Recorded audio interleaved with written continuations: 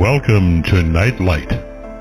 Step away from the mainstream and gather around as we enlighten the world and our realities and travel this cosmic journey we call life. Join us as we share with you and provide that beacon that can guide us all to a better way. Explore with us as we examine a metaphysical montage of spiritual insights, covering everything from the mundane to the magical, UFOs to unicorns, and everything in between. This is a time of awakening, of sharing and evolving, of spreading our wings and soaring on the cosmic breath of creation.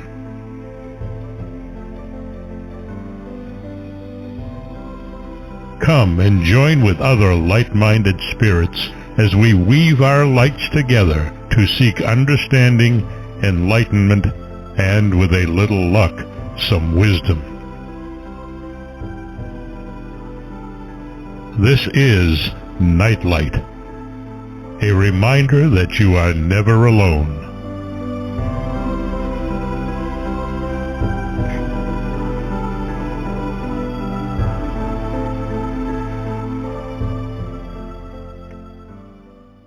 Welcome to Nightlight, everybody. Thanks for joining us. We're so glad that you could spend time with us here.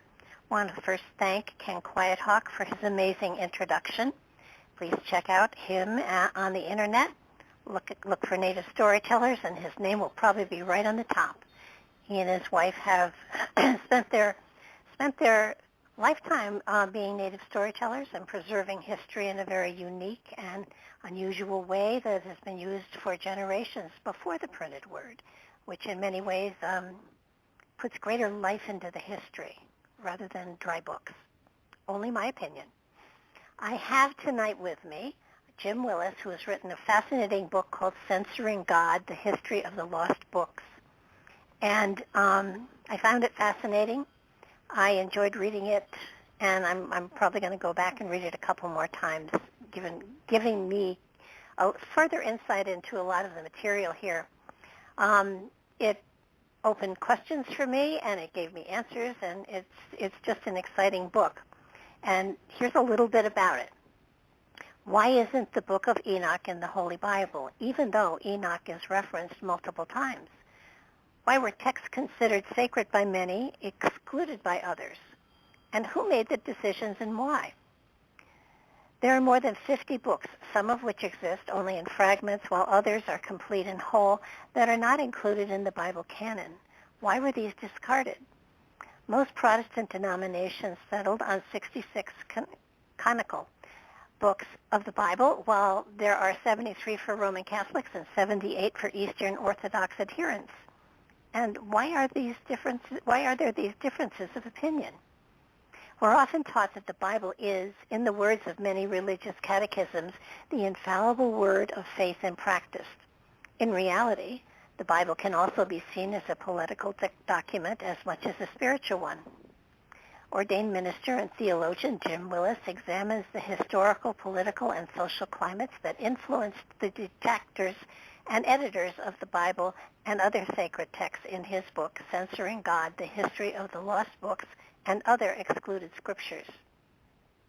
In analyzing why texts were censored, he uncovers sometimes surprising biases. He investigates enigmatic hints of Bible codes and ancient wisdom that implies a greater spiritual force might have been at work. He explores the importance of the Book of Enoch, its disappearance, and how it was rediscovered in Ethiopia. And he analyzes over 24 excluded texts, such as Jubilees and the Gospel of Thomas, along with the many references to books that we know about from fragments but remain lost. This is a really important book, and it looks at the human failings in interpreting God's words, and through a compassionate examination, it brings a deeper understanding of the power and importance of the lost words. He earned his master's degree in theology from Andover Newton Theological School, and he has been an ordained minister for over 40 years. He's also taught college courses in comparative religion and cross-cultural studies. He knows a whole bunch more than all of us put together, probably, and he is here to enlighten us for sure. Welcome to the show, Jim. Oh, thank you, Barbara. Before we even begin, I've got to say that I fully agree with you about your opening. Every time I hear that music and that wonderful, wonderful voice, I just love it. It just ties me in, brings me in. It really does. What a wonderful narrator he is. What a wonderful voice he has.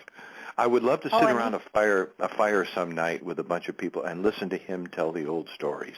Wow, would that be fantastic? Well, you actually can do that. He and his wife have done a number of CDs, and they all are for sale, of course, on his website and on Amazon, I believe. And the stories are wonderful because they are telling the stories of the cosmology and the history of the Native Americans, and it's a wonderful way to learn that history. And oh my goodness, his voice, you're right, is just, I heard it and I said, that's my voice.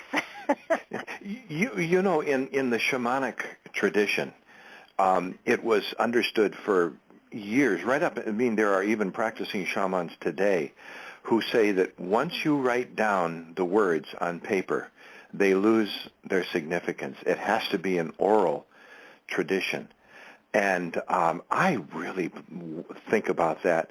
I think about it especially today. Kids today, we just don't sit around as families, multi-generation families, and hear the stories of what things were like in the old days. I've had even my own grandchildren. They come to visit.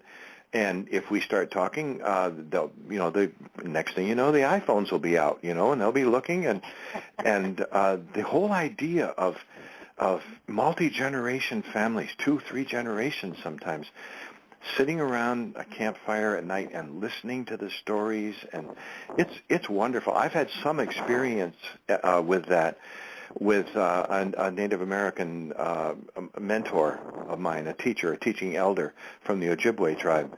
And he would come out to New England a couple of times a year. And he was able to share, for instance, his tribe's creation story, which normally takes 4 or 5 days to tell. But he was allowed to give us the shortened version, which we just spent a day. I've never had a day go by so quickly. It was just amazing to hear the power and the vibration of the story and just get lost in it. And as soon as you write it down, you start thinking about, well, this couldn't be because, we have to compare this with the history that we know and all this kind of, it just loses so much power. So I'm going to look up his website, and I'm going to look into that. I really am. Well, they say that words don't begin to live until they're spoken. I think so. Yeah, I agree. 100%. Maybe we should do the Bible that way. Well, I think so. I have listened to the Bible on, just the spoken word, audiobooks. And to be honest, mostly I find it kind of dull, but I don't think it's because of the words. I think it's because of the readers. They're reading words. And when you listen to an oral tradition of an elder who's just telling a story, he's not reading anything. He's using his own words. And so it might change a little bit from here to there. But that's fine, So I'm just not sure. I go back and forth on that. I'm not sure you can have. Isn't that yeah? So Well, I was going to say I'm not sure a real oral tradition involves reading any words off a page. You know what I mean? Well, no, probably it doesn't. But isn't that the way that the Bible stories originally were passed around? That's the way they were at first. Yeah. And I think that's why we have so many strange things that we can't explain, especially about the old texts, the Genesis text, for instance. There's a lot of things in there that we just can't explain. And I think it's probably because the stories were so well known that when they were written down, probably all of the inflections and everything else went in. For instance, Genesis 6, there were giants on the earth in those days. Well, What does that mean? In the Bible, there's no context given. The Book of Enoch gives a lot more context, but in the Bible, there is no context. It's just, and I can just imagine the thrill that would have gone down my spine if I had been sitting in the dark, looking at a fire, hearing a teaching elder say, "And there were giants in the land in those days." Wow, that would have just absolutely blown me away. But when you stop to think about it, every storyteller enhances or changes things slightly,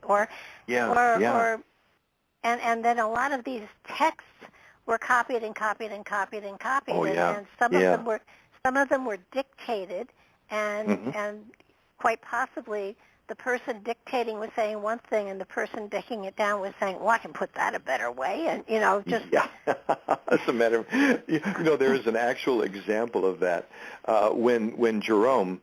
St. Jerome, I can't remember the date now. I think it must have been it was 405 CE, 405 of the Common Era, or 405 years after the traditional birth of Jesus. He was translating and the words, the scriptures of the New Testament, and well, for that matter, the Old Testament too, into a translation which is now called the Latin Vulgate. And it's still the official version of the Roman Catholic Church, for instance, and a lot of books of the Bible. I mean, a lot of modern translations are based on that translation.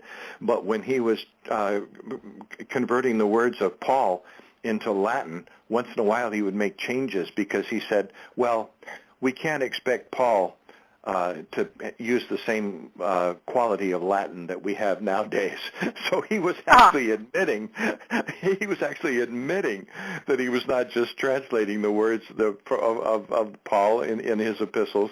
He was actually trying to improve upon them a little bit to give a little better language. So that's actually been done.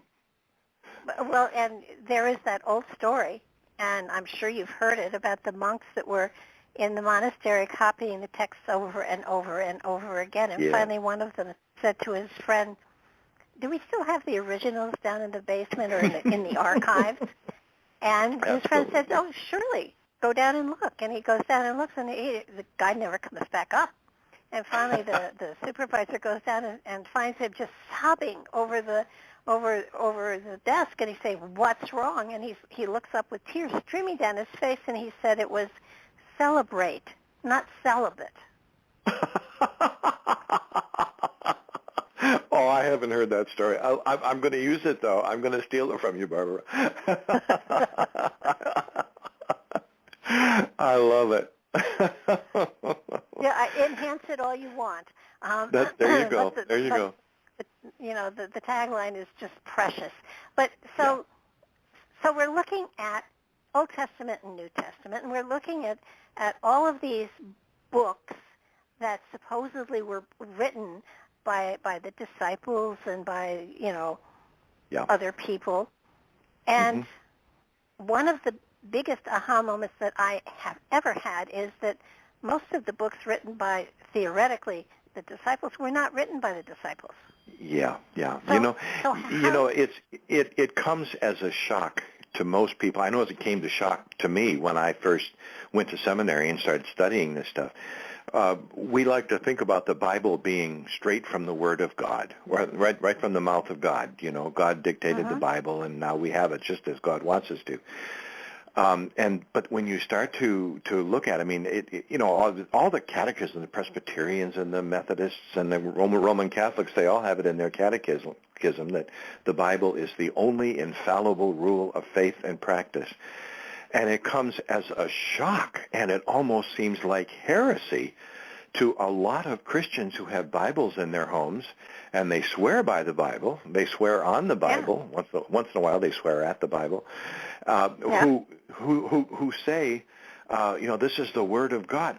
They've never read it, and so they just imagine what's in there, and they think they're getting it from, if they hear it from the pulpits or something like that, and they think that this is what's in the Word of God, and it comes as a shock for them to realize we don't have not one original text of both the New Testament or the Old Testament. Not one original text survives, of course.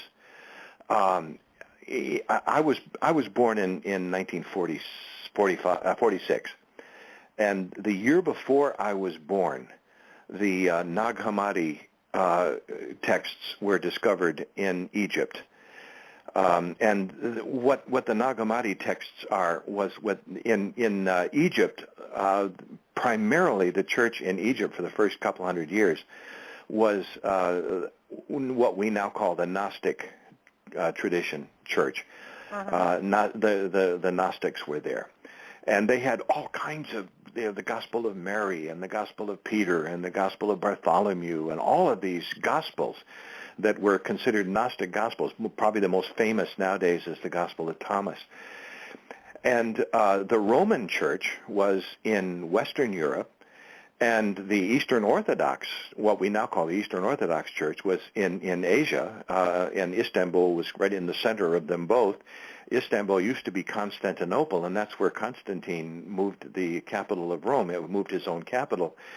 So we had three different churches going on. And the Constantine wanted to bring together the Roman Empire, and he decided to do it with religion in the 4th century.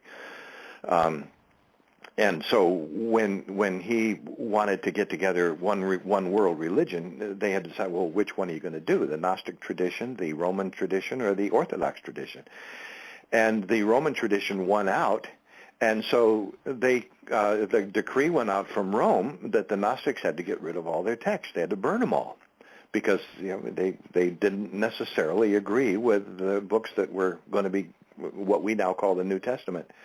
So they were just destroyed wholesale. They were burned all over the place. But some far-seeing Gnostic priests decided, no, it's not going to happen. And they took their Gospels and they buried them in clay jars, and they buried them in the desert.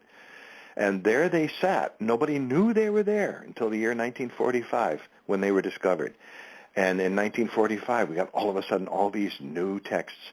The same kind of thing happened to what we Christians call the Old Testament or the Hebrew Scriptures. All these texts were buried up around the Dead Sea, and they're now called the Dead Sea Scrolls. They were born they were discovered in 1947. But neither the Nag Hammadi texts or the Dead Sea Scrolls, they didn't have any originals either. They were copies of copies of copies. So I think it was kind of destiny for me to be born in 1946, the year before the discovery of the Dead Sea Scrolls and the year after the discovery of the Nag Hammadi Scrolls. I think I was just kind of destined in my life to look into all these things and discover them. So when I wrote Censoring God, it's the 13th book that I've written now since 2001, but in a way it's my favorite because I've been studying it my whole life, literally my whole life. I was one of those obnoxious Sunday school kids who used to raise questions all the time and got yelled at in Sunday school. So I guess I've been studying the Scriptures since 1950 anyway, and seriously studying them since about 1970, I guess. It's been a trip. I want to tell you, when I wrote Censoring God, it was kind of like put my whole lifetime of my study into it. Well, yeah, but I think most people don't understand that it isn't the book itself is not written as an ongoing storyline. They were putting essays together to create a storyline. Yeah, and that's the hardest thing, I think, for people to come to grips with, that between us and all those original texts, there stands a committee, always a committee. In the Old Testament, for instance, the Hebrew Scriptures, most people like to think of Jesus having the Bible in his hands because the Old Testament was all written before Jesus, they say. Uh-huh. But that's not true. What we call the Old Testament really wasn't put together until, well, tradition has it, at the Council of Jamnia which was the late 1st century CE, after about 100 years after Jesus, 94 years after the birth of Jesus, ostensibly. Of course, there's all kinds of questions about that, but it was put together 100 years after Jesus, or certainly after Jesus. So he never held in his hands a document that we call the Old Testament. No, that's not to say he didn't have scriptures in his hands that we can recognize today, but every synagogue, every group of Jews in each town, every group of elders would have different copies. They would have different books of the Bible. Sometimes they would exchange them back and forth. If somebody had only half of Isaiah, maybe they would keep it for a year and then exchange it with the next town over, which had the second half of Isaiah or something like that. So and in terms of the New Testament, well, that wasn't put together until like 400 years after the birth of Christ, and it really makes me wonder about those committees that sat there, because, boy, if you if you gave me a chance to go back in history and sit in on anything, I would love to go back to Jamnia, or I would like to go back to Hippo or Carthage and peek in the wastebaskets and see what they threw away. and the problem is that we know that the committees felt a lot of guilt about what they were doing, because they just didn't include some books and put the others aside. They included the books they wanted included, and they burned the rest. They destroyed the rest. And all we have is fragments of them here and there, fragments of this book or a fragment of that book that we discovered in different places. What gets me is why would they burn texts that they didn't want in the Bible unless they were trying to cover up their work? They wanted to make sure that we didn't have the ability to go back and check on them. So they must have had an ulterior motive. It was the same kind of thing that happened when the Spanish went into Central America, and when they were overcoming the Mayans, and they had all these wonderful Mayan scriptures, and the Spanish grew in, and they didn't want anybody to see this. They wanted to censor them. So what did they do? They gathered them all together, and they burned them in the public square. They said they were of the devil. We're going to burn them. And the only reason we know about the Mayan scriptures today, the Popol Vuh or some of those other Mayan scriptures, is because some far-seeing Spanish priests had the foresight to make Spanish translations of them, and they would show up in different parts of the world. If it hadn't been for that, we wouldn't have even known the Mayans had a written language. It's just, it's a terrible, terrible thing. But that's why I called the book Censoring God, because that's exactly what these people were trying to do. So they took these texts, and the author was never whose name appears on it. Yeah. Take the first 5 books of the Bible, for instance. Sometimes in Protestant Bibles they're called the books of Moses because they were supposedly written by Moses. Well, of course they weren't. Some people in the Jewish tradition, they call them the books of Moses, but in the Christian tradition, sometimes we call it the Pentateuch, or the first 5 books of the Bible. And if you start with Genesis and read one right through, it seems to be one continuous story. But there's almost no question today that it was written by at least 4 different authors. It's called the JEPD theory, because they had 4 different names for God, and they had 4 different writing styles. The J author refers to J in Germany, where these ideas first came out. The word Yahweh is used. It's the Hebrew word Yahweh, and sometimes in Bible in English it's translated either as the Lord or as Jehovah. And so because the word Jehovah is there, they refer to the J author, who refers to God as Jehovah. And then there's the E doctrine, who refers to God as Elohim. And so he's the E author. And the P and D stand for, 2 different authors. And so it's the JEPD theory. And it's at least 4 different authors. And what they did was they would take all the different texts they had and try to stitch them together, because these authors lived centuries apart from each other. They certainly didn't know each other. And they would stitch them together in one continuous thread from Genesis, Exodus, Leviticus, and Numbers, and Deuteronomy. So in the English Bible, you pick it up and read it, or even in the Latin Vulgate, and it appears to be just one narrative, one story. 4 different stories stitched together in different ways. And that's why there are some discrepancies among them, some things that they just couldn't hide because one author said something that somebody else disagreed with. If you want to see this, all you have to do is take the Bible off your shelf, anybody who's listening, and read the first 2 chapters of Genesis, Genesis 1 and 2. They are 2 completely different accounts of creation. And yet we read them so often that we think, well, it's just one story. But read them carefully and you see that they're 2 totally different books, 2 totally different versions of the same story. Well, and not only that, but they seem to be borrowing from ancient mythology and other legends, yes, too, to create a story with they created a flow. And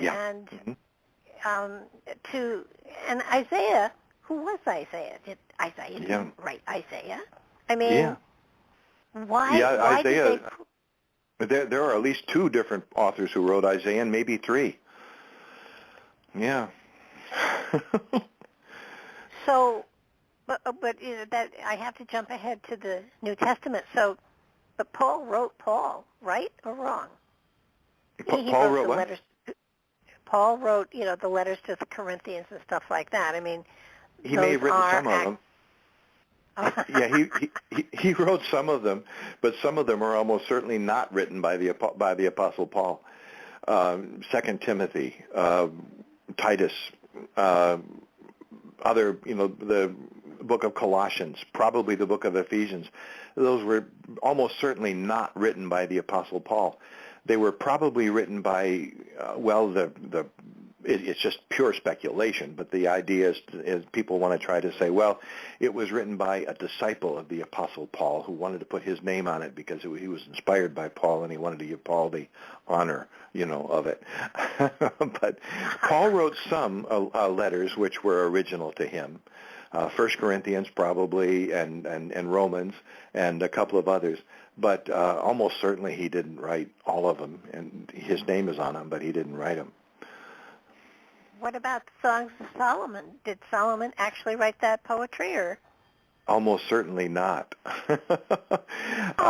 That's a fantastic. I mean, it's a beautiful poem. If a lot of people have not read the Book of Solomon, but if you want to do it, I really would recommend it because it's a very well and sometimes very graphic. I don't want to say pornographic, but a very graphic love poem that talks very candidly about sexual love between Solomon and one of his wives or one of his mistresses. It almost certainly was not written by Solomon, but it was dedicated to him. But there's a fascinating story about the Song of Solomon. It'll take us a little off where we were going, but people always wondered, well, okay, Solomon was the author and he was the male lover. Who was the woman? And the story is told in both Kings and in Chronicles that the Queen of Sheba came up to visit Solomon because she wanted to hear about his wisdom and his wealth and everything else. And the story is told that, well, the Queen of Sheba, people say, well, where is Sheba? Probably in those times, Ethiopia and Yemen were together for about 100 years during the time of Solomon. And at that time, they were one particular, one country and ruled by one queen. And she has different names, but the story that the Ethiopians still tell the story today is that the Queen of Sheba went up to see Solomon, and she was very taken with him. And there's a funny story about Solomon was taken with her as well. And the story goes that this isn't in the Bible, this is from extra biblical stuff, but the story is said that Solomon said to the Queen of Sheba that he wanted her to stay in the castle, and she said, well, I'll stay in the castle with you as long as you don't make any sexual advances toward me. And he said, okay, I'll agree to that as long as you don't take anything that's mine. And she says, okay, I won't steal anything that's yours. So she had dinner with Solomon.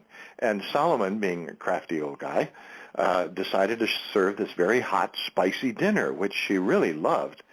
But it made her very thirsty, and he put a pitcher of water by her bed. And when she woke up in the night, she was very thirsty after this thing. So she took a glass of water. Solomon came right in and said, you just stole something from me. You stole the water that I put by your bed. Therefore, we're going to sleep together the rest of the night. Move over.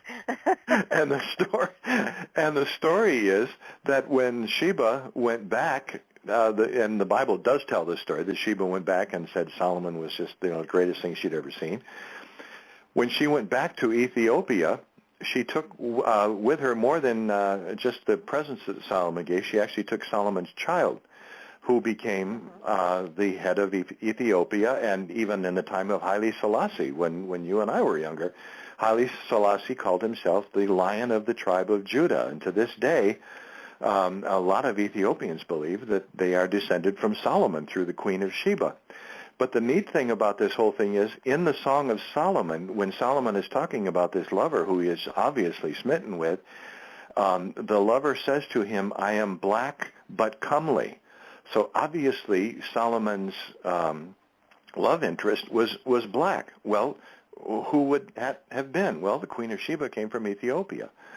So that's the story that possibly that connects Ethiopia. Matter of fact, the story even gets more convoluted if you want to get into it, because the story also goes, and it's to this day, they believe that the offspring of Solomon and Sheba went back to meet his father and came back to Ethiopia carrying with him the Ark of the Covenant, which many Ethiopians believe to this day is still housed in a temple in Ethiopia. So it gets very convoluted. And it boggles my mind. I know that the priest that watches over it is solitary, and he's there for his entire life, and he never leaves the compound, and he never talks to people. And they have an amazingly short lifespan, too.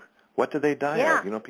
People wonder whether it's radiation coming from the Ark of the Covenant, which they believe, reading in the Old Testament, was some kind of had some kind of power associated with it, either electromagnetic or even nuclear or whatever, the radiation that takes the lives of these priests very quickly. It boggles my mind that nobody in power has just gone in and unlocked the gate and said, look out, I'm coming in. I mean, everyone has respected the fact that they're not allowed in. And it boggles my mind because... Yeah, the Ethiopians, they want to protect that just as much as the Vatican wants to protect the stuff in the Vatican archives. There are lots of secrets hidden away. And the Ethiopians themselves are not going to let it. And, of course, to come in, and any outsider who wants to come in is going to, first of all, have to defeat Ethiopia to see what's in there. And, they're not going to go to war with Ethiopia over something like this, probably. So it's mind-boggling is a good way to put it. It's just, I've seen so many different reports on people trying to get in, and the fact that, they will talk to not the main priest himself, but, a helper. And, what a lonely life. Mm-hmm. But, of course, what an awesome job. But still, what is in there? It's amazing. It's amazing.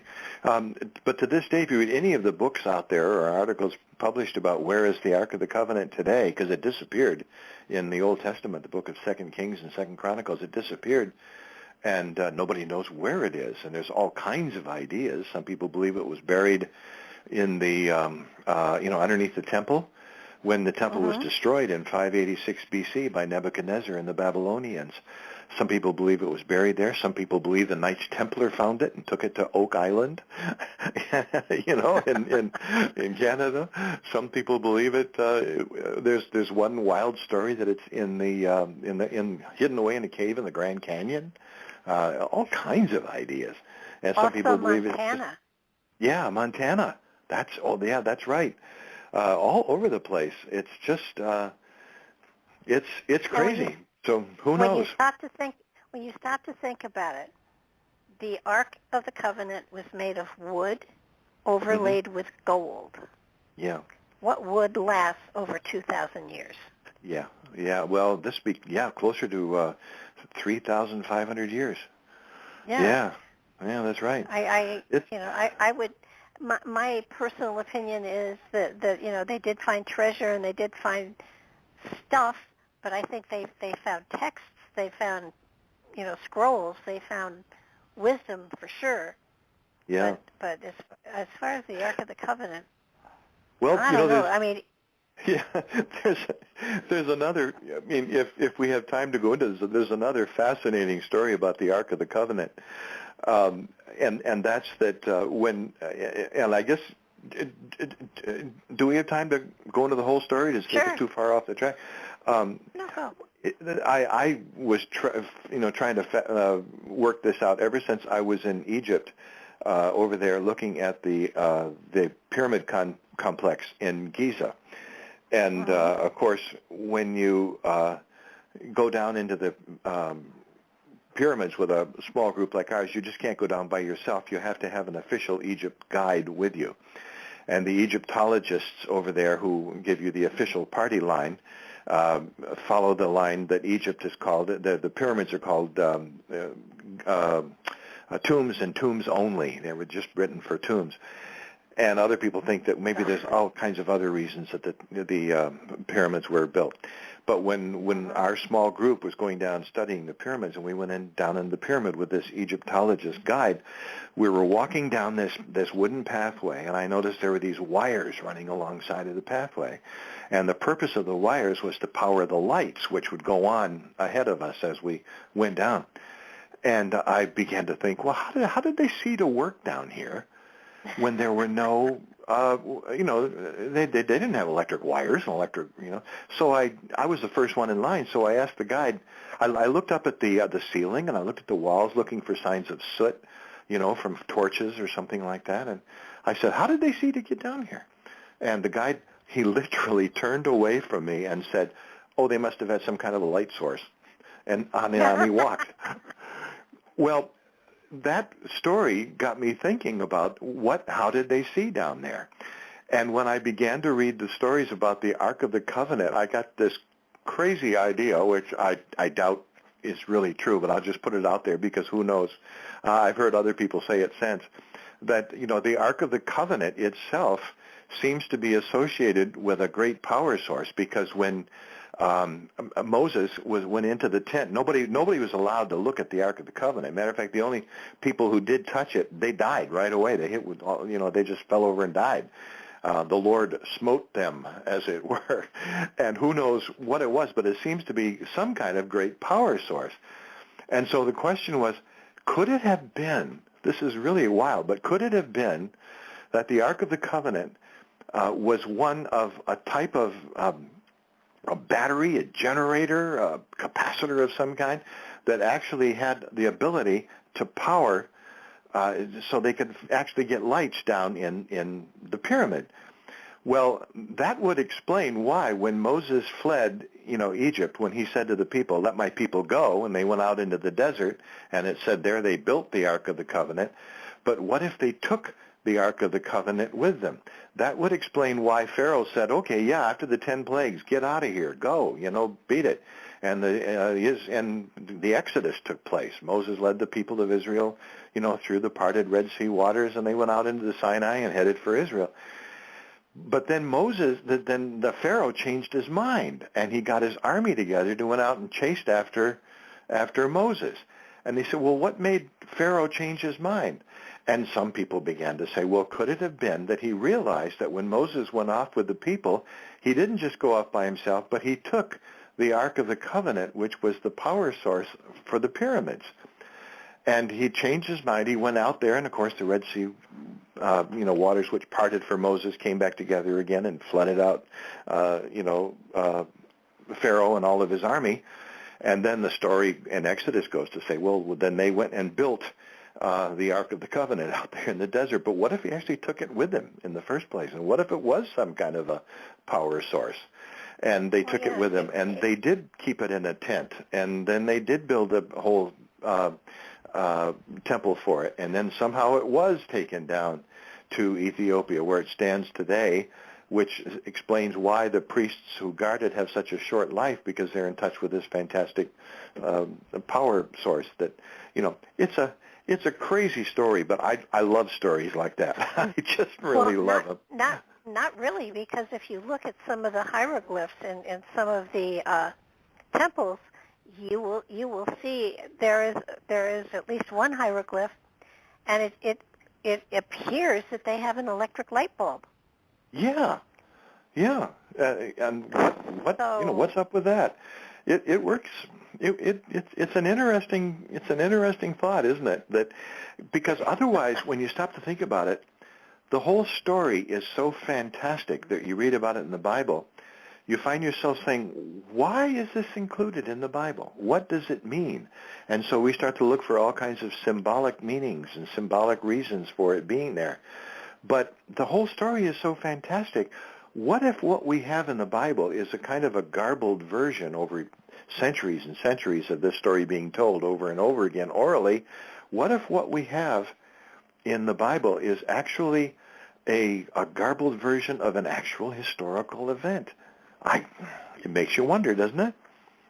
Well, yeah. I mean, since people are relying upon the Bible to be their history book, which is, in my mind, not quite appropriate, but it is interesting. It's an interesting philosophy, and I think it does bear a great deal of credence, because the Nile River used to come up almost to the Great Pyramid. That is frequently, they've said that it was really a power station. Yeah. And that it generated power. And there were never any mummies found in any of those pyramids. Yeah. So they weren't burial places. Well, you wouldn't think so. And they say, well, the reason the mummies aren't there was because grave robbers came in and stole them. Well, boy, that's pretty speculative. If a grave robber wants to get in there, I can see him taking the treasure, but why would he take the body? That's crazy. Yeah. And you're absolutely right. There's never been one mummy discovered in one pyramid. So, not only that, but in the Great Pyramid, there are no hieroglyphs on the walls anywhere to tell the story of Khufu, who's supposed to be buried there but isn't. Yeah. So. And they also say that it was Khufu's countenance was on what we now call the Sphinx, which was the head of the pharaoh and the lion's body, which sounds, and they say it was built at the same time as the Great Pyramid of Khufu, but I just cannot believe that. I think Robert Schoch has proven pretty well that because of the water erosion on the bedrock underneath the Sphinx, there's no question about it that the Sphinx was built at a time when there were great rains in Egypt, and there haven't been great rains in Egypt for 11,000 years. So I think the probably the Great Sphinx was, it may have been changed so that the face of the lion was edited, so to speak, and made into an image of Khufu. But I just don't. If you're going to build a pyramid that big, why do you have to build an image of yourself with a lion's body too? It's all of this stuff. It's too much information. The Egyptians were so meticulous about balance and proportion and everything else. You cannot tell me that they built this huge body and then this teeny head. It had to have at one time had a lion's head on it. Yeah. Had to. Yeah, I think so. And it's especially interesting that the lion's head faces east, and at precisely the time when this water erosion would have taken place 12,000 years ago, that was precisely the time when the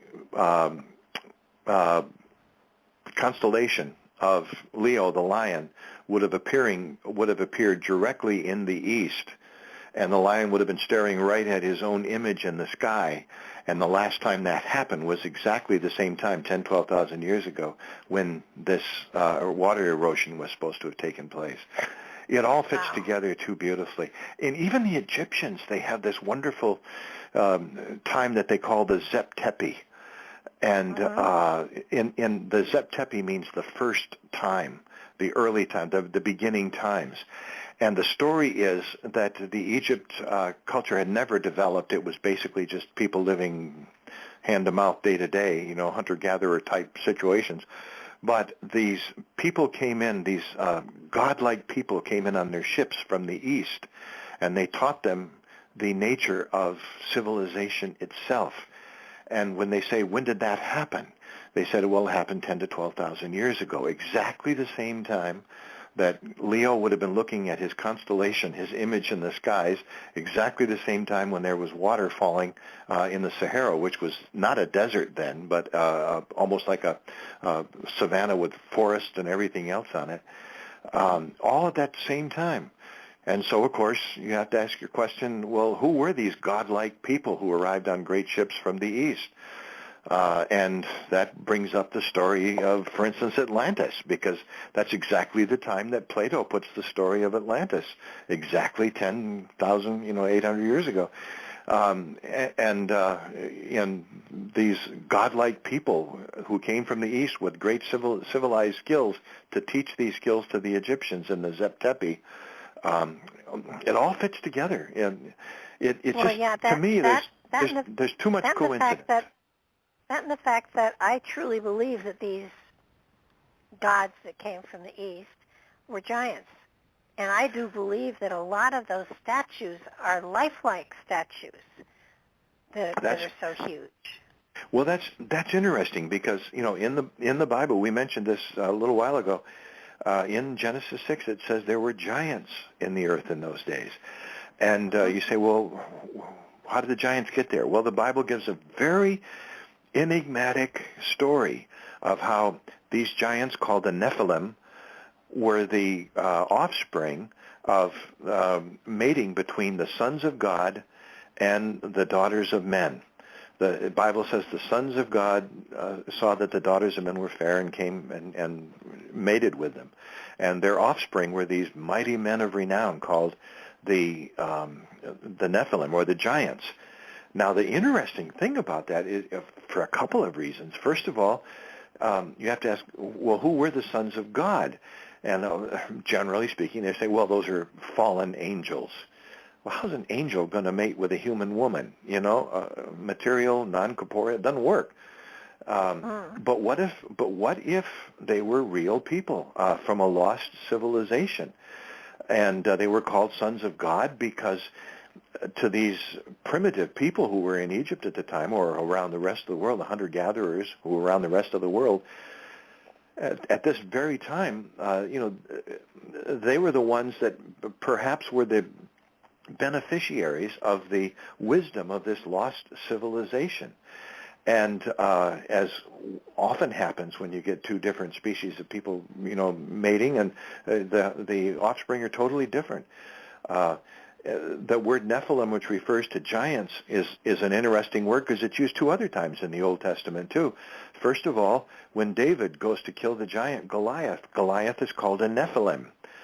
And in Second Chronicles, it says that First Chronicles, it said that Goliath had 3 brothers who were also called Nephilim, who were also giants.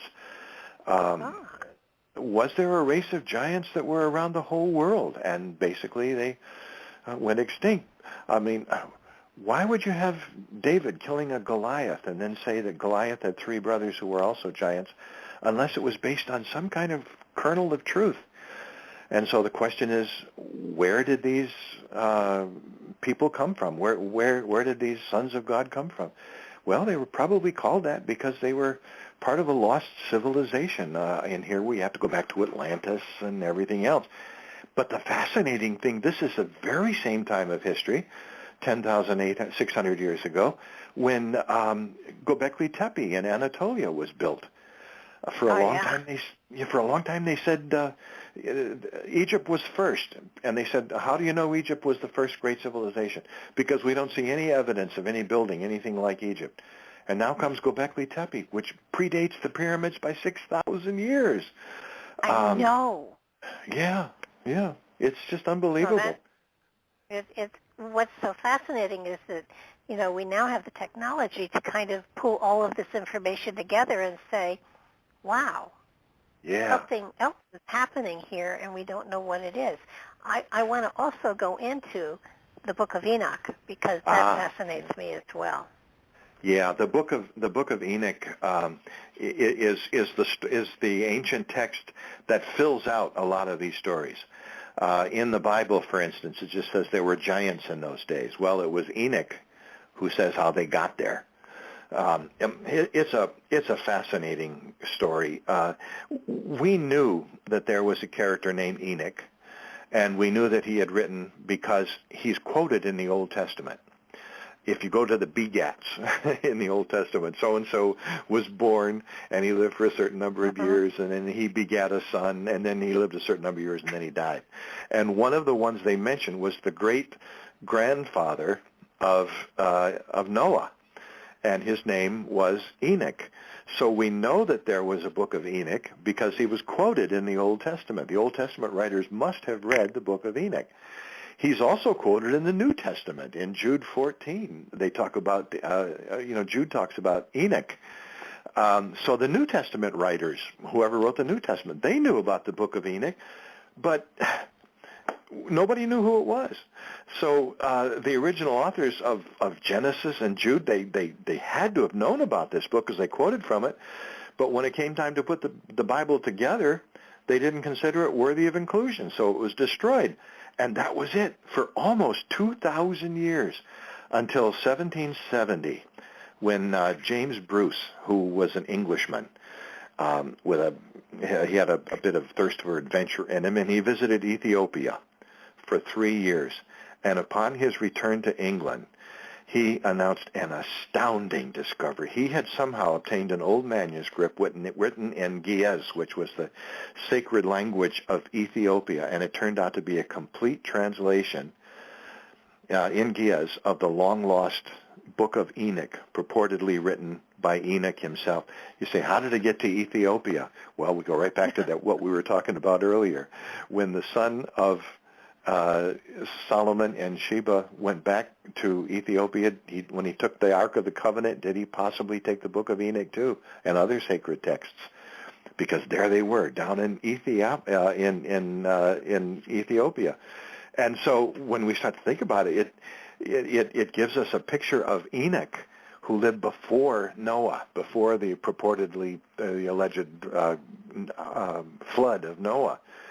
And to be honest, he seems to be more like a shaman than a typical prophet. In the Book of Enoch, he was a dreamer. He had out-of-body experiences. He claimed to have been contacted by spirit entities who existed on foreign planes of existence. He in what certainly seems like a shamanic vision, he was given an advanced warning that a deluge, a flood was coming, which would destroy the world. And the reason for the flood is given in the Bible as well as the Book of Enoch. It was basically sexual in nature. God looked down and he saw that the sons of God had been mating with the daughters of men, and the Nephilim were born, the giants were born, and the product of that union disturbed God so much that he decided he needed to wipe out the humankind from the earth. He'd start all over again. So when the flood came, a strange thing in the Bible, it said, it normally said that so-and-so lived and had a son and then he died. In Enoch's case, it said he did not die. He was taken one day. He just was taken.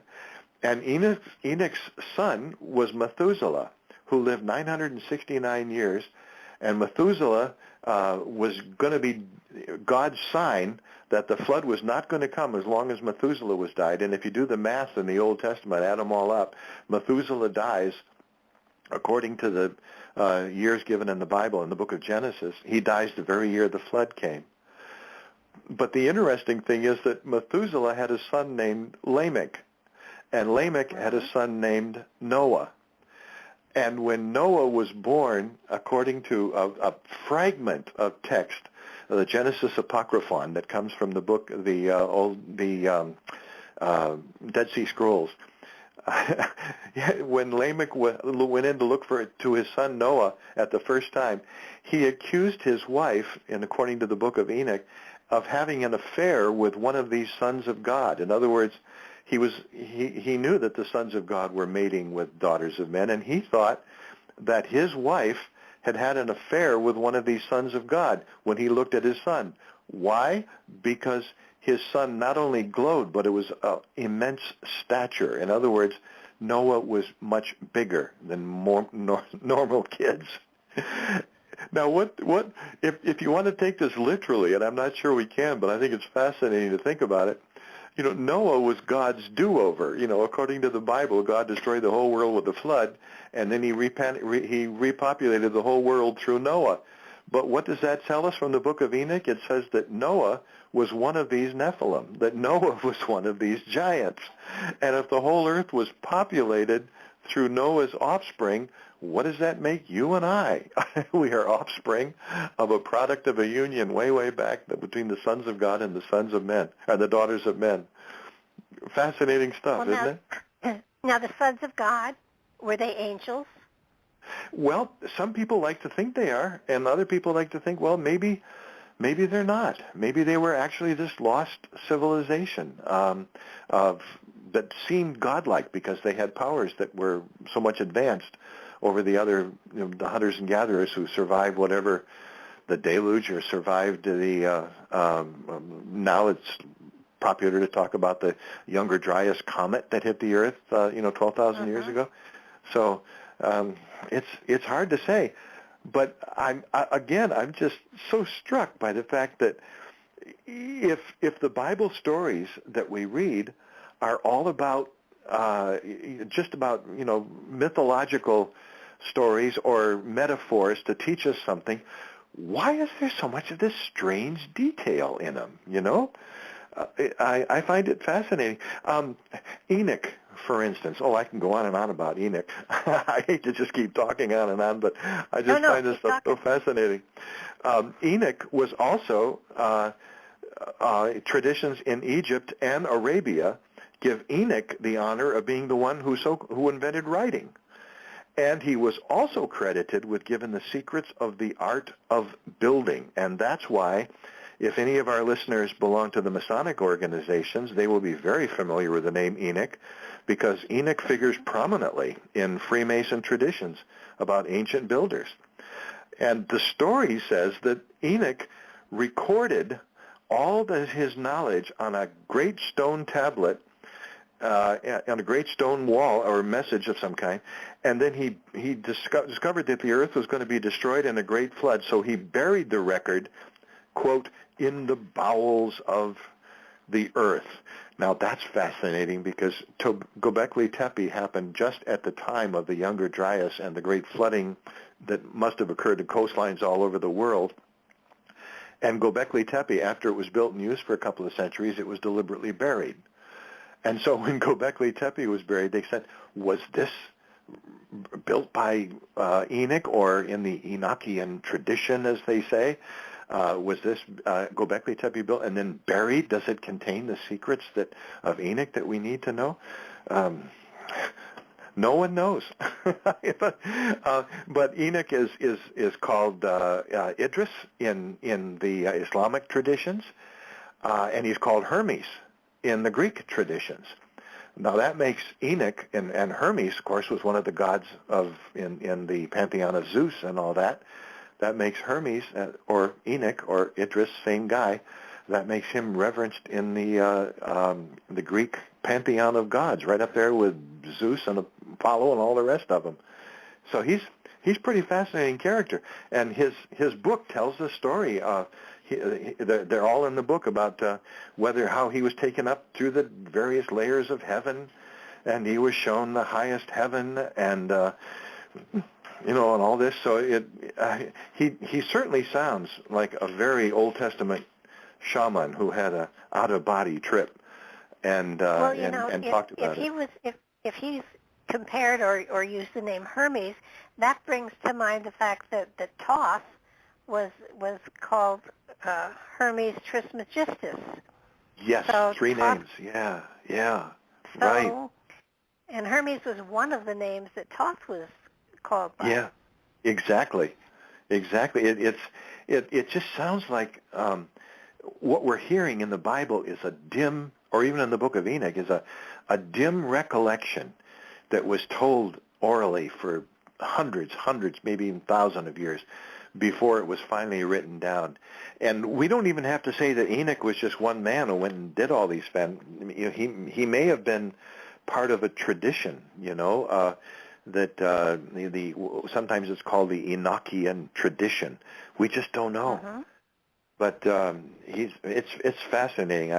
Any of your listeners who want to get into the Book of Enoch, it's some tough going, because there's no modern translations that read easily, but it's really well worth studying. Fascinating stuff. Well, that's another question I have, because some of them were some of these texts that were utilized they were all written in different languages, and then theoretically translated into Latin and then into English, and and there may have been other hopscotches in there too. So you really don't know the true source of the material. Do you know the source of the material in its original form? Is there somewhere where it says, this was in Hebrew and this was in Aramaic? And, no, not really. We just assume that the Book of Enoch was written in Hebrew, but the only translation of it that we have was written in Ge'ez, the Ethiopian sacred language. That's the frustrating thing when people said Jesus said this or Jesus said that. It's the same kind of thing. Jesus, although he probably spoke Hebrew, because he would, that's people, but he that was not the language that he spoke day to day. He probably read Hebrew, but the language he spoke was Aramaic. And so the Aramaic that Jesus spoke was then at one point written down in Greek by the gospel writers. And so they would write these things in Greek. However, take the Sermon on the Mount, Matthew chapter 5, 6, and 7. It's 3 chapters. It takes about 25 minutes to read it aloud straight through. 25 minutes, Matthew 5, 6, and 7, to read it in English. Now, the book of Matthew was written some 60 years after Jesus died.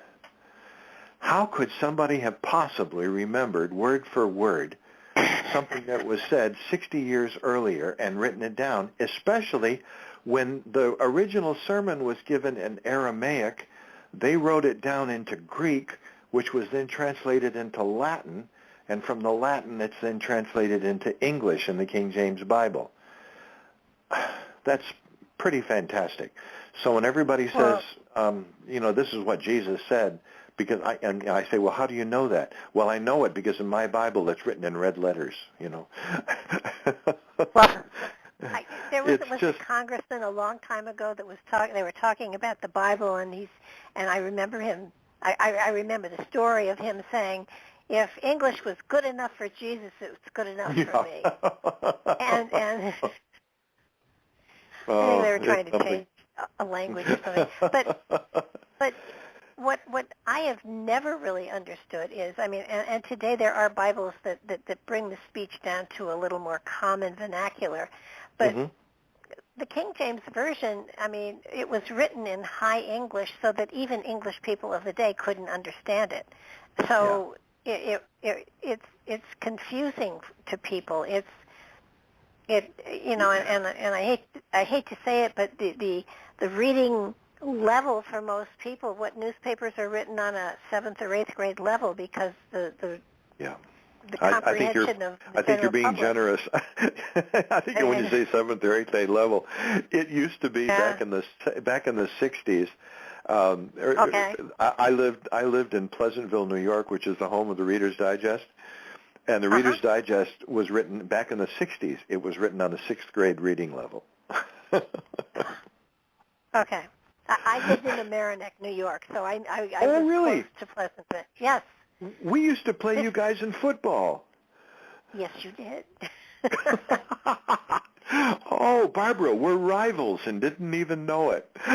What a small world. I wonder, because I was the drum major of our high school band. I wonder if you ever saw me march on the football field in our band.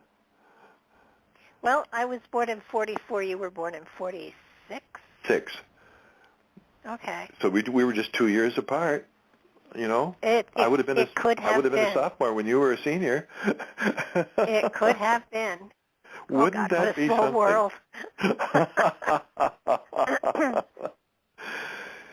But at any rate, I mean, you know, if people have a hard time with Shakespeare, they will certainly have a harder time with the King James Bible. You know, I mean, it is different. And there are phrases that just don't make any sense anymore.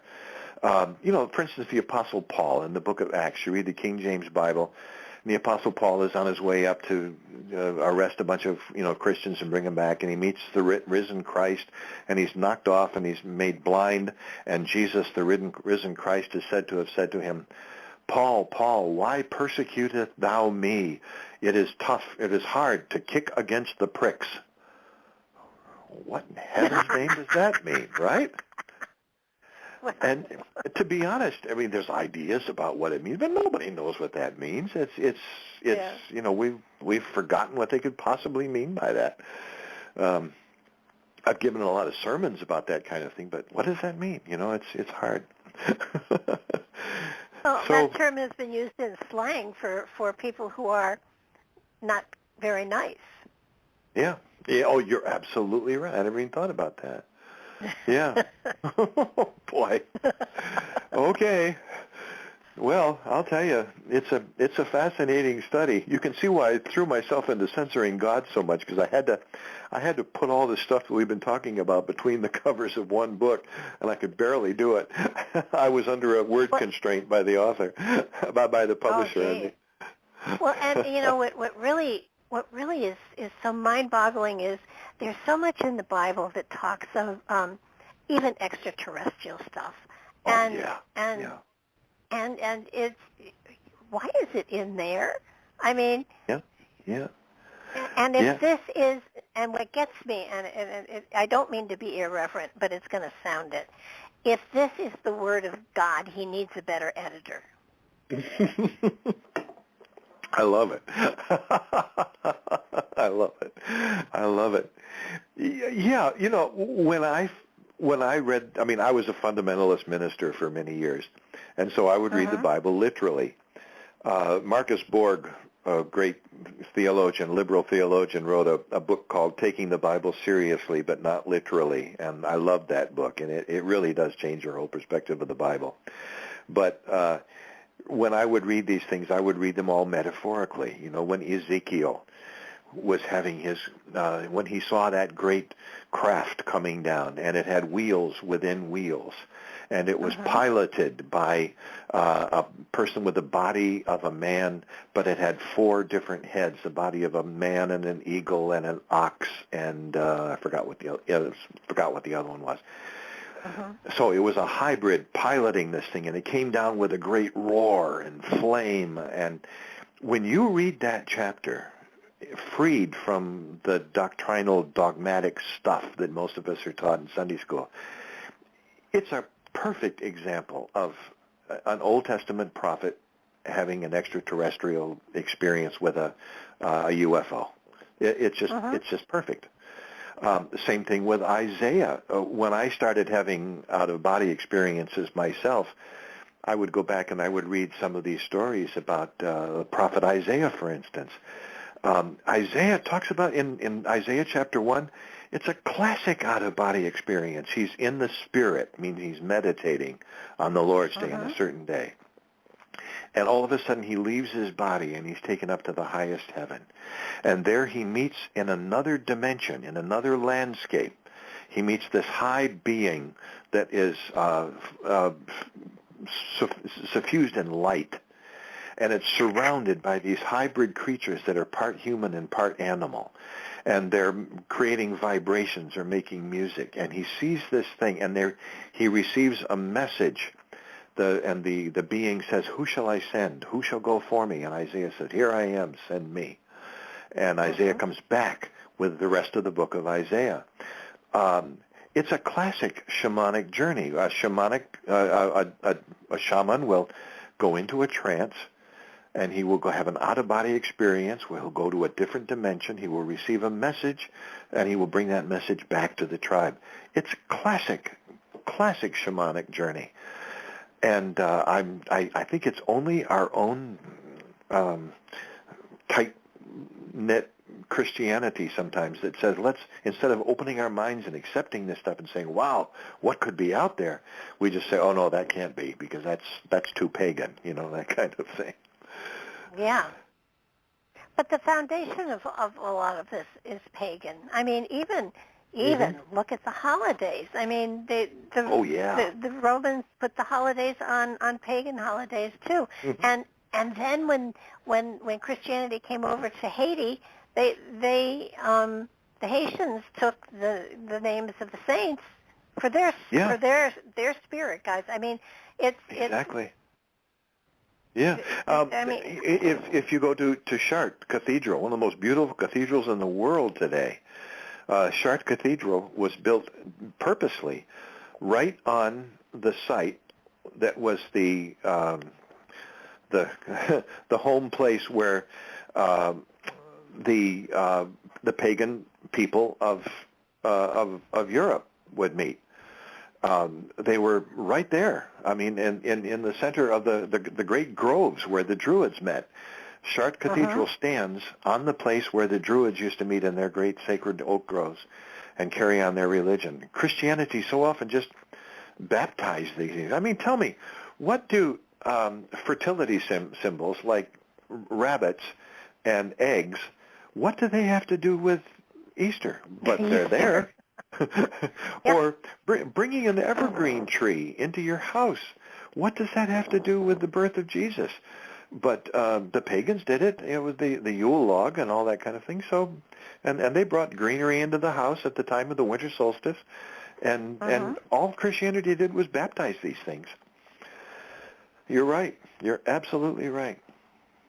It feels to me as though there's great wisdom here, and there's beautiful magic here, and a lot of the stories, even the story of Jesus, is reminiscent of some Greek mythology as well. Yeah, that's absolutely right. And I did a matter of fact, I think it's up on my website, on my YouTube site. I did a YouTube video called "One Ring to Rule Them All." And I talked about how every single of the big 5 religions in the world today, Christianity, Judaism, Islam, Hinduism, and Buddhism, every single one of those began with a prophet who had a vision, who was shamanic in nature. He had a new way of looking at the world, a new way of looking at God, a new way of seeing a connection between people and God. He had a vision. And he came back with that vision and developed a following. And then around that following grew the religions that we know today. And they're full of doctrine and dogma. And basically what they did was take that original beautiful vision and just standardize it and build walls around it and us against them and all the rest. I think it's a tragedy. I really think it's a tragedy. Well, where is the true beauty of spirituality? Because I believe that spirituality is an extension of a belief system which could be a religion. It's built upon that, but it goes further. So and I don't want, and I believe in God. I absolutely believe in God. But it seems to me that as humans, we have always looked for somebody to take care of us, so therefore we were looking for somebody more powerful that we could call upon to defend us. And the reality is all of us have that piece of God inside of ourselves. So so rather than praying to something out there, why not pray to that part of ourselves that has the power to help us solve anything? In the book of Psalms and also in the book of Mark, the Gospel of Mark in the New Testament, Jesus is supposed to have said these words, "Know ye not that ye are gods?" And if Jesus was the Son of God and calls us brothers and sisters, what does that make us? I really have come to believe that although in the religious world we like to say God made man in his own image, I honestly think that in most cases today, God has made man. I mean, man has made God in his own image. We have created a concept of God. Well, if God is a spirit, then God has no form. Yeah, exactly. I love the Hindu tradition. The ancient rishis talked about the concept of Brahman and Atman. And they would talk about, Brahman was the unknowable.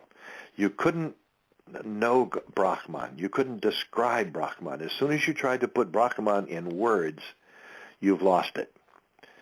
They used to say, the rishis used to say, Brahman is that which the tongue cannot soil. It was beyond human concept. But how do you conceive of a God like that? Well, they also had the idea of Atman, and the easiest way to understand Atman in English is probably the word soul. Atman is within. Atman is the heart, the soul of human beings, and then the great wisdom, I think, of the rishis when they talked about Brahman and Atman. They would say, "Thou art that." That which is within us, the spirit or the soul which was in us, is one with that which cannot be described or cannot be touched by language. I like that concept. I really do. A lot of people would have troubles with it because they want to see something and they want to hold an image in their hand or something like that. But I think that's a human weakness, not a human strength. I really do. No, I agree.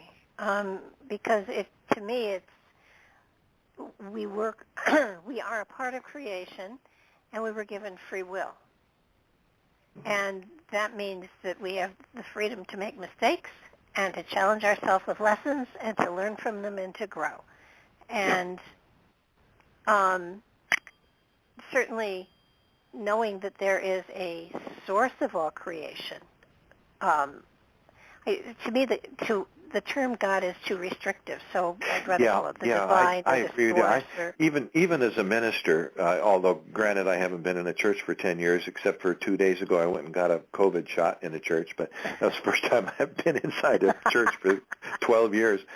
But even today, I know what I mean when I say God, and I'm perfectly comfortable with it, but I don't like to use the word in public or on the air very much because I just don't know what other people are going to be thinking when they hear me say God.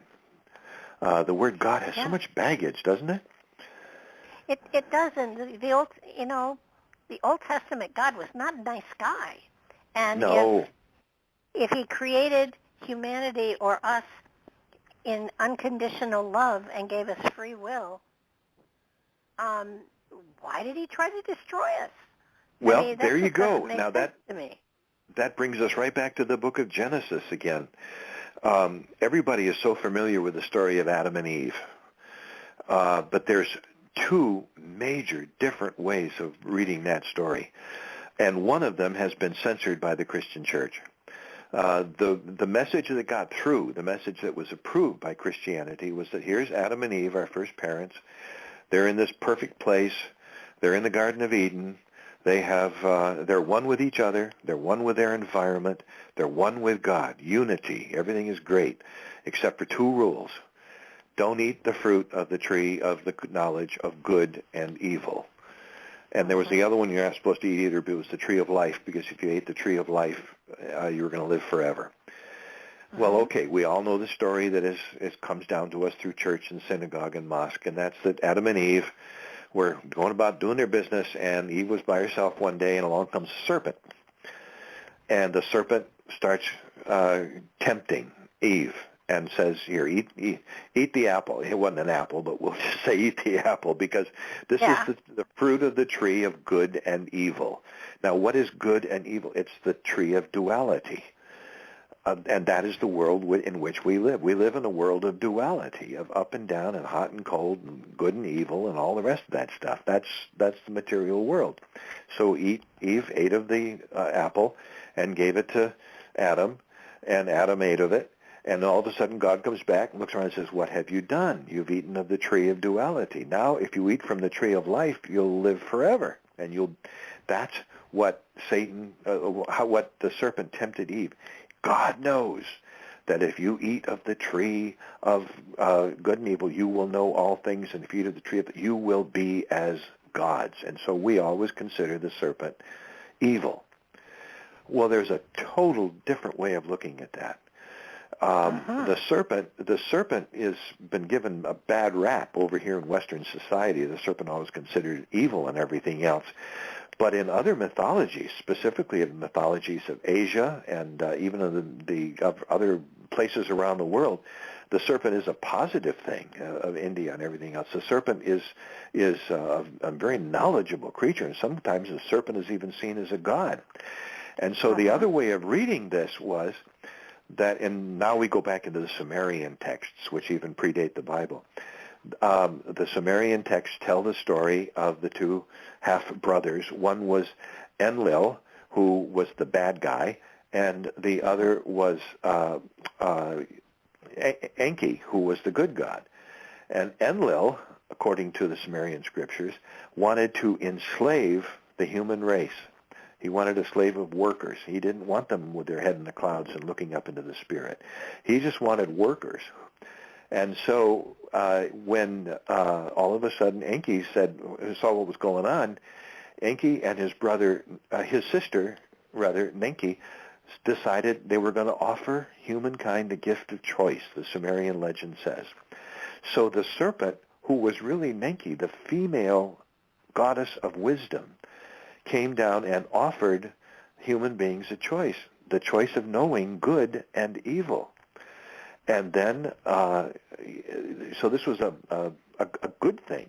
And Eve took the choice and entered into the world of duality, entered into the world of experience. And according to the Sumerian texts, Enlil was just incensed, and he said, I don't want people doing this, because soon they might become gods themselves and live forever. So he cast us out of the Garden of Eden, and we were cast out into this material existence where, what have we done ever since then? We've had to work every day to earn our daily bread. Think about that when you go to your commute on Monday, right? We've had to work in the fields. We've had to do this. Now, even if the story is a metaphor, which I'm certain in one great sense it is, even if the story is a metaphor, it explains something that is totally different. The God of the Old Testament is this evil God who wants to destroy us and destroys the world with a flood and go into Canaan. The God who said don't commit murder now says to Moses, go into Canaan and kill all the Canaanites. This wasn't the good God. This wasn't the God who created the world and made everything good and said, lo, behold, everything is good. This was the evil God, Enki, and sometimes he's called the demiurge. In other words, what this version of the Bible is saying is, people who read it this way are saying the God that we think we're worshiping the God who created the world and made everything very good. No, that's not really the God, because history is always written by the winners. Enlil was the winner. He was the bad guy. And the God that we are really worshiping is none other than what Christians now call the devil. So it's a total different take. But it does explain why everything was so good and rosy in the beginning, and now there's so much evil in the world. And we have to earn our bread with the sweat of our brow and bring forth children in pain. And the serpent, which was the female goddess of wisdom, the serpent is to be cast underfoot and destroyed whenever we can. It may just be a metaphor, but man, doesn't it explain a lot of history, huh? It does, but I still don't like snakes. No. Okay. That's permissible. I mean, thanks for the wisdom, but don't squiggle on my property, please, because not where I want to go. But it does it. I think that when my son and daughter-in-law, they're fundamental Christians, and and because of what I do, I have to say they have been so compassionate and so understanding and trying so much to understand my philosophy and what I do that I have to respect them greatly. They do not testify to me. They do not try to change my way of living. They really. Well, to tell you the truth, I mean, the fundamental, the evangelical church was my home too, and one of the reasons I wrote Censoring God is I hope that some of my old Christian friends, some of my old Christian parishioners, I hope they read it. I really do, because people say, well, Jim, you're talking about all these different things. Didn't this destroy your faith? And to my way of thinking, no, it didn't destroy it at all. It made it so much deeper and so much wider and so much more open and acceptable. Well, and not only that, but it gives you a broader sense of who the divine is. Right. The divine created the God that Christianity and everybody worships, and yet, and I think in a way, the fact that there's a source above that who's probably sitting and chuckling a lot. I mean, I would think so. You know look how I what like they're doing. The way the mental image that I like to have right now, and I'm certainly I don't want to throw this out and start a new religion or anything like that. I'm not trying to convert anybody to it. I just find this very helpful myself, because I'm very big on both left brain and right brain, both the intellect and the intuition, and I like to picture, I try to say, well, who are we? How did we get here? I like to picture a pie, something round, and then I take a slice out of that pie with a point end in the middle, and then the outer crust out there. In the point, in the center, picture this pie, picture it whirling around and around and around in a circle, all the energy that's going around in a circle. But in the center, there's perfect peace. There's perfect stillness. There's perfect unity, oneness. Everything is the same. And you would say, why would anybody ever want to leave that? Well, because there's one thing we can't experience in that perfect peace of perfect center, and that's we cannot experience individuality. And I've almost come to be convinced that every single one of us at one time, that's a source of our being. We have always been in the source. It's eternal, and we cannot be separated from it. But in order to experience individuality, the great experience of individuality, we had a courageous decision to leave the source and to move out into the first area, which I like to call consciousness. We're not human beings yet, but we're aware of consciousness.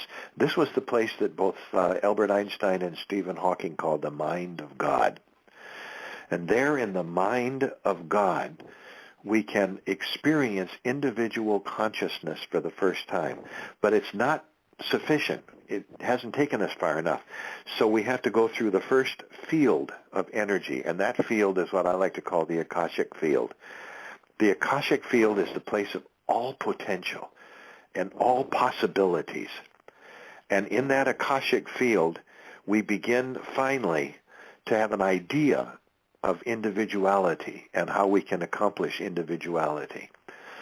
Now, Socrates talked about the idea of horse and horseness.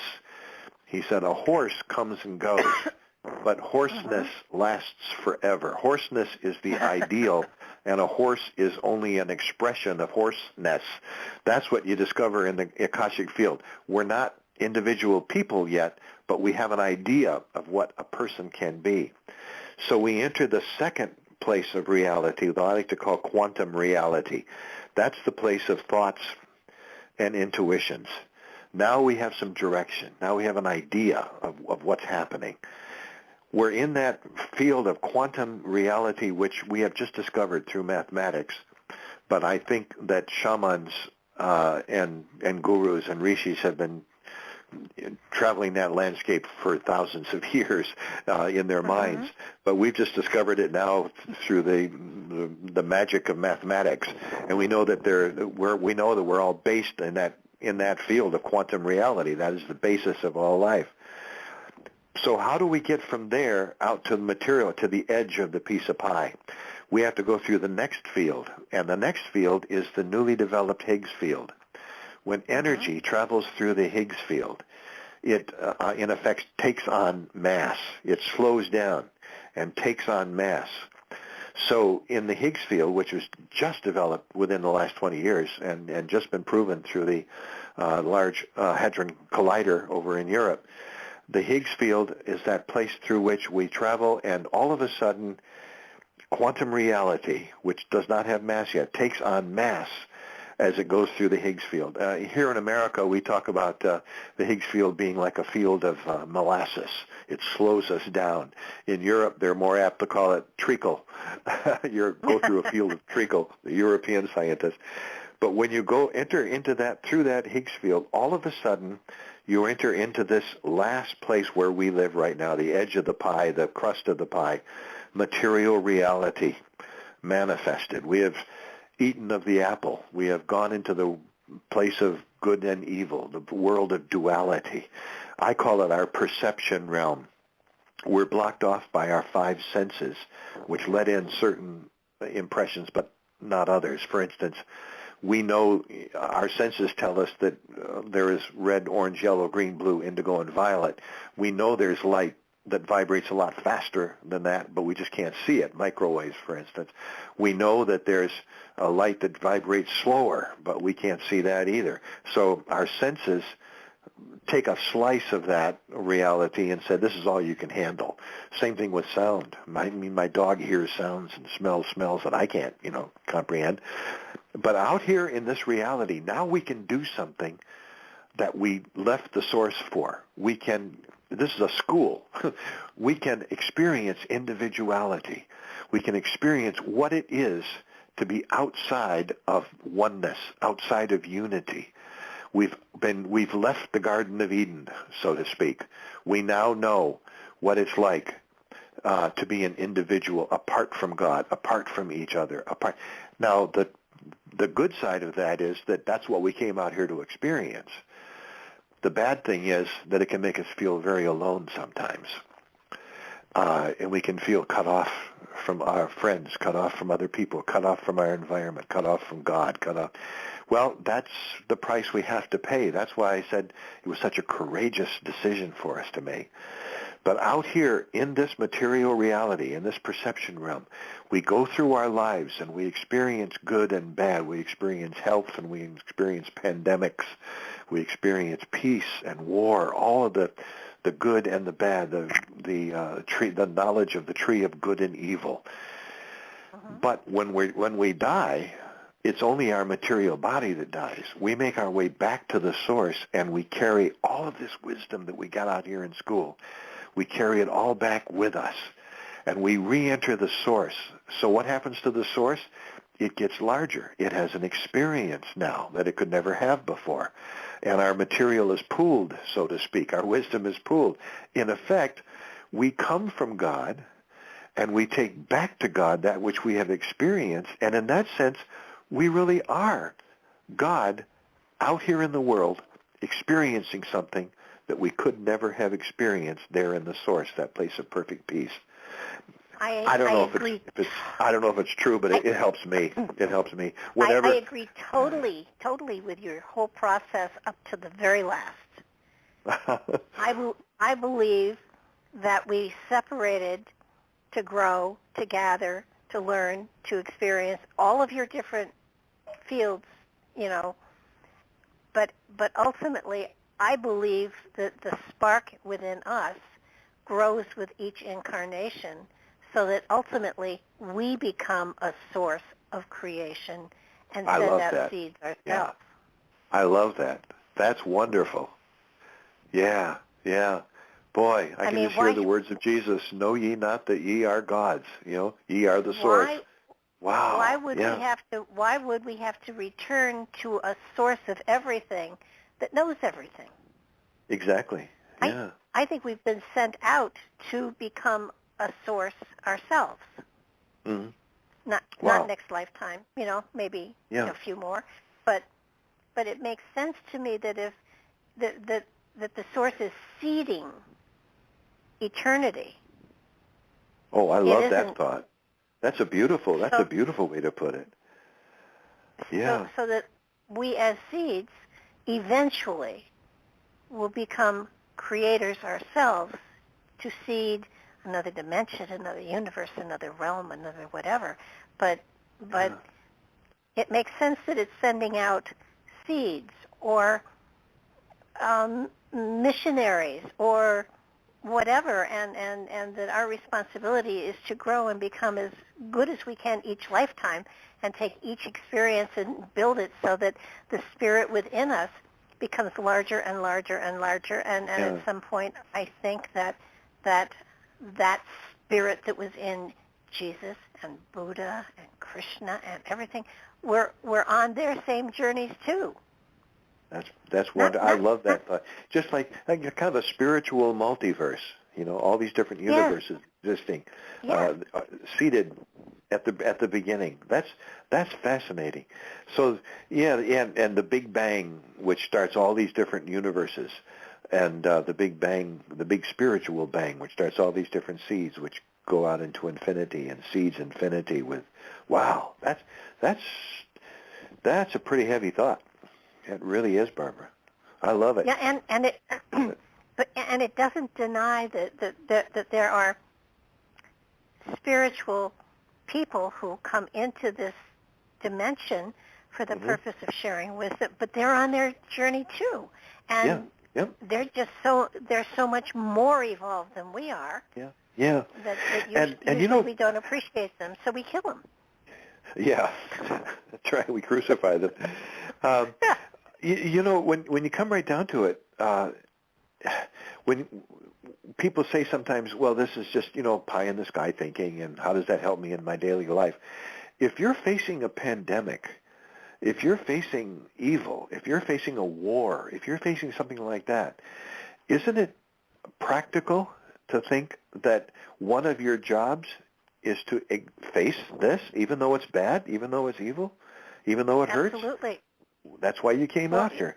Now, to me, that would help people get through tough times. That's pretty practical. That's not just a wild, spiritual thought. That's a very practical reason for learning about this stuff, I think.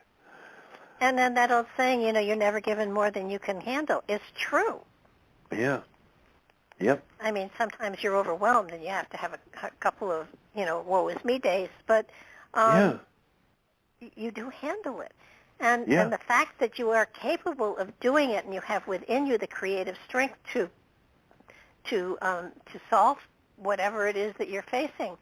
I mean, it's important to realize that the struggles that you get are actually something that you've invited into your life so you can grow. Yeah. Yeah. And so, don't be so ambitious next time. Don't check all the boxes. Yeah, and even when people were facing something horrible like the Holocaust, and when they were marched off to the concentration camps, the ones who made it, even in the midst of all that evil, were the ones who were able to say, "I can do this. This happened for a purpose, even though it's terrible. It sounds terrible, but it would give you strength to go through it." Yeah. So that's a pretty practical thing. Look at what happened with 9/11. I believe, first of all, it was a tragedy. It was horrible. But when it happened, I lived in Mamaroneck, and we could see the smoke, and there were ashes. So even from Mamaroneck, huh? Wow. Yeah. I didn't realize that. Yeah, we were right on the water. So I was way over in New England then, so I didn't see it. So what I saw was, and it was and again, it was an incredible sacrifice, and yet those spirits on some level volunteered to be, they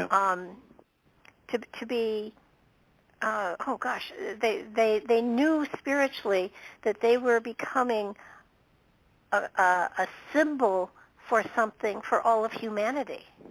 Yeah. And yeah, I saw a celebration of lights going up in the clouds. Yeah, yeah. And if people say, well, you know, if they're tempted to look at this and say, you know, how can you make good out of tragedy? And my way of thinking is, if you don't make good out of tragedy, then tragedy wins, you know? Yeah. So we have to. It's one of the things we have to do. Well, look at all the people that lose children and then turn it into an amazing journey of helping children who have disabilities or whatever because they've lost a child to that disease or something. Yeah. I mean, if you lose a child, it's devastating. I can't imagine it. I don't want to even think about it. But if you take that experience and you take that pain and you say, how can I help humanity? How can I take this experience and help other people who are going through maybe the same thing? How can I learn from this, grow from this, and help other people heal from this?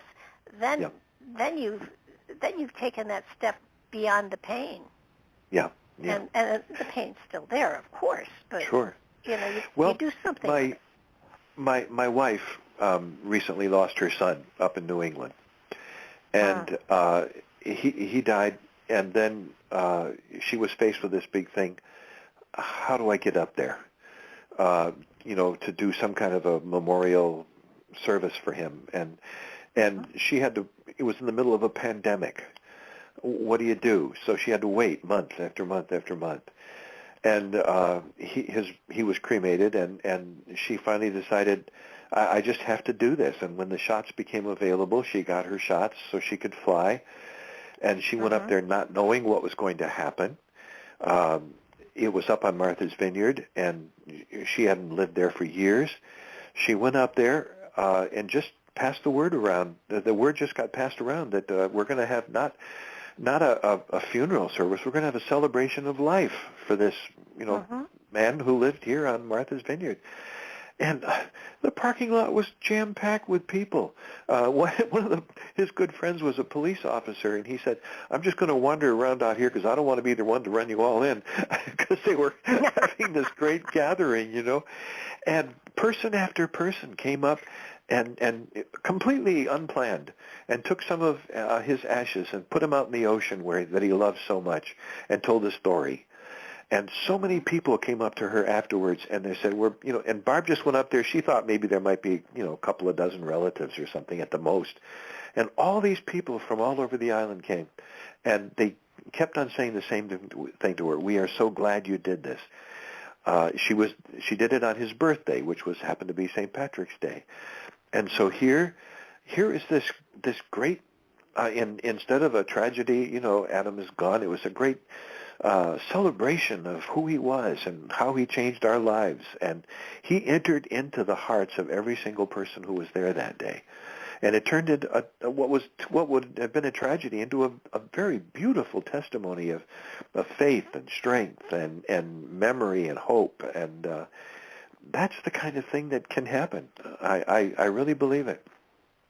Yeah, and it's those moments that unite us. And I think the fact that we've been so isolated that people are beginning to unite in a safe way, more and more and more.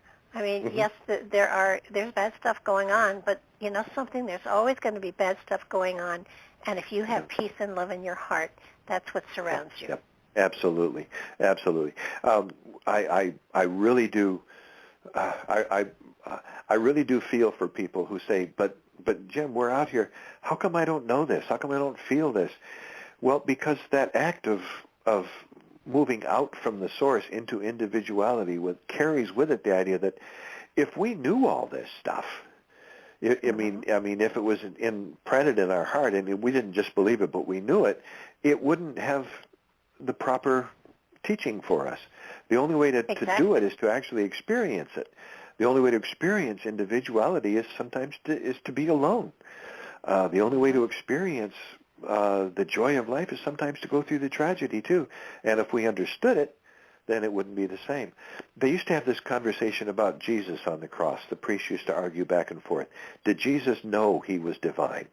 Did Jesus know that he was going to get through the cross? And some of the priests would say, yes, he must have, because he was the Son of God, the whole Trinitarian thing in Christianity. And the other priests would argue, no, because if he had actually known it, then it wouldn't have made the cross so terribly painful and meaningful. You know, the only way he could do it was to face it as a human, and that meant do it on faith, not by sight. You know, and so I've grown to really have a great appreciation for the idea of living our lives by faith. And it was strange because I thought I was doing it when I was younger, and then I gave it up when I kind of was in that weird section of turning away from Christianity. But now I find myself coming back with a whole new appreciation of what faith is. And it really empowers me. I think it'll empower all of our lives. I really do. Yeah, it's not so much believing as it's knowing. Yeah. I've got a sneaking suspicion that when this body dies, the first thing we're going to do is wake up and we're going to say, I knew it. My late husband and I he was a biblical theologian, and he did not believe in reincarnation, and I do. And finally, we would go round and round and round and round, and I finally said to him, I tell you what, only way we're going to solve this. First one who dies comes back and tells the other who was right. So I have not heard from him, so I assume I'm right, because he is the kind that would never come back and tell me, you were right. Never happened. Well, I as when I was a fundamentalist and an evangelical Christian myself, predestination was considered of the devil and all that kind of stuff. But now, when I read the Bible, I can find there's plenty of room in Christianity and in Judaism. I think also, I think even in Islam, if people really want to study it, I think there's plenty of room for reincarnation. I really do. I have personally come to believe in it myself, as you do. Sometimes I wonder about this whole nature of time thing. I don't know if we live our lives one after another, or if we live lives in all separate times in all at the same time. We are experiencing life here, but in perhaps another dimension we're experiencing life in the past or in the future or whatever. I don't know how that all works, and I don't really need to know, but I don't think there's any problem at all with the creation of a human spirit is much too complex for a one-shot deal. Yeah. Oh, absolutely. I agree 100%. Yeah.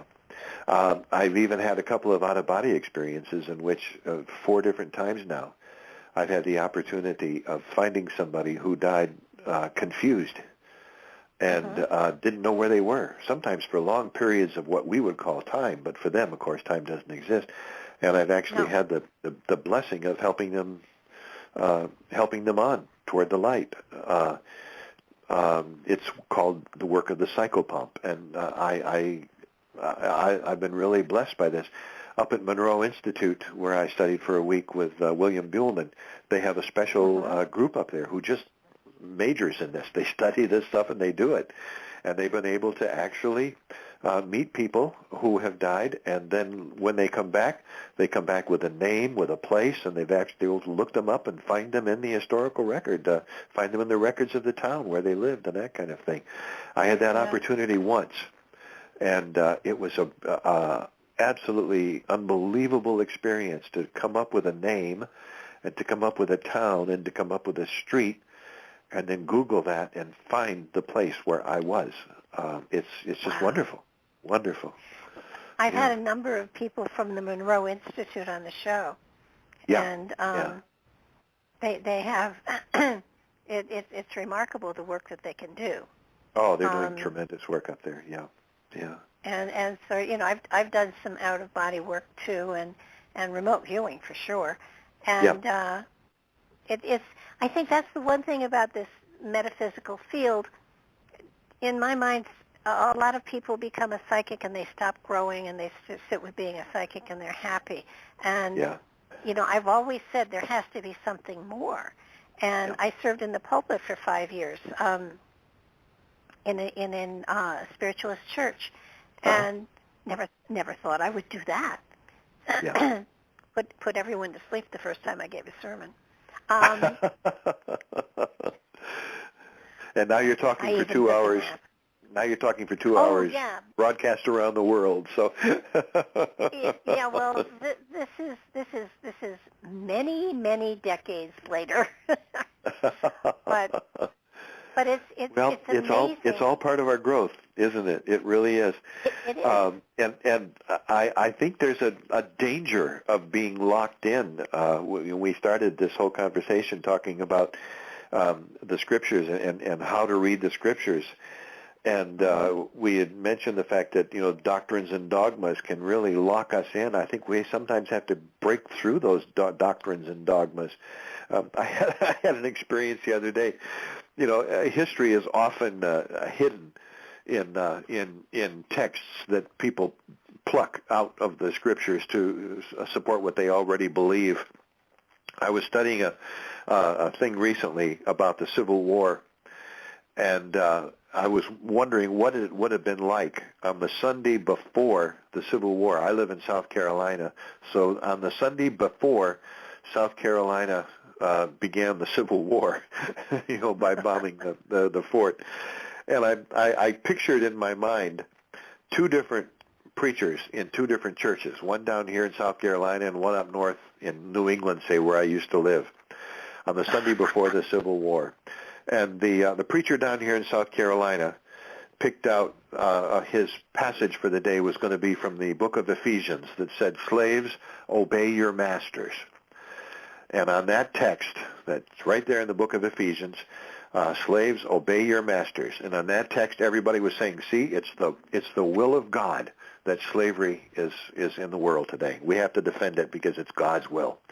Meanwhile, up in New England, there's another preacher, and he picked for his text that day the text from Galatians that says, "There is no more slave or free, for we are all one in Christ." And his congregation all said, "See, the Word of God says, the Bible says that slavery is wrong. We got to get rid of it." And then the Civil War began, and 258,000 people in that war died believing in their wholeheartedly in Ephesians, and 3,600 died believing. 36,000 people died believing in Galatians, that we are all free in Christ. Both groups of people died for their belief in the Bible, and both of them were totally right with their belief and absolutely totally wrong with their belief. The Bible said both things. And so what does that mean? That we just have to get rid of the Bible? No, it means that we got to compare these things and say, what is the wisdom that we're trying to get at here? And the fact that, like I say, the Bible comes to us through a committee, and it's really hard. But I think for those people who might be listening to our conversation today and saying, that's not what I believe about the Bible, I have to ask you the first question I always ask people when they say that. Have you read the Bible straight through from cover to cover? That's the first thing. And it's really not that difficult. There's all kinds of English translations that make it very readable.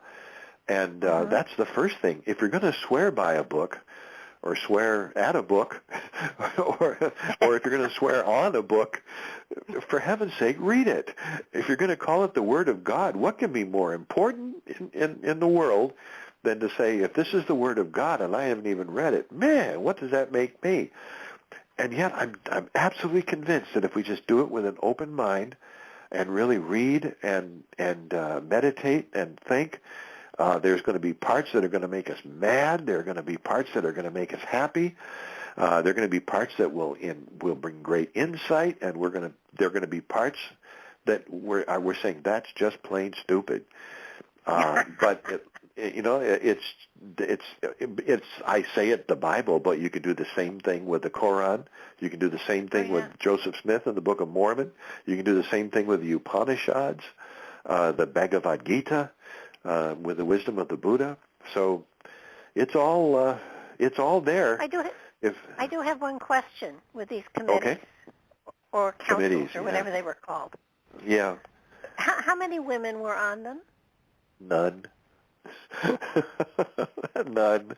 There is some evidence that perhaps in the Gnostic tradition in Egypt that there may have been women more involved, but in Roman Christianity and in Orthodox Christianity, none at all. Which was probably why Mary Magdalene was buried so much. I mean, she's dangerous. If she turned out to be the disciple who Jesus loved, and when some of the disciples say in the Gospel of Thomas, for instance, that Jesus loves you more than us, and they're talking to a disciple, we don't know which one, but the suspicion is that they were talking about Jesus loved Mary Magdalene more than he did the other disciples, perhaps because they were a couple. I just don't know. But we have lost a lot because not only were there no women in the original councils and the committee, but down through history, women have just not been allowed to make real contributions to Christianity, to Judaism, to Islam, and it has just totally killed the whole religion. It seems to me, since it took a man and a woman to create humanity, then there should be a balance in the records that were kept and have been brought forward in time to guide humanity. One would think. Yeah. It would be a different world. I'll tell you, I'm feeling the same way in American history. I can't wait to have our first woman president. I guarantee it's going to change the way the country works. And I can say that because look at what Margaret Thatcher did in England, and look what Golda Meir did in Israel. History itself tells us that when women are not just allowed, but women are followed, it makes a total difference in the way we view the world and what happens. It does. And on that, I have to tell you that we're out of time. Oh, well, this has gone by quickly. It's gone by very quickly, and I thank you so very much for sticking with me and getting the show finally done. Well, the audience doesn't realize this was our third try. We ran into technical problems, so all over the place, but we got it done.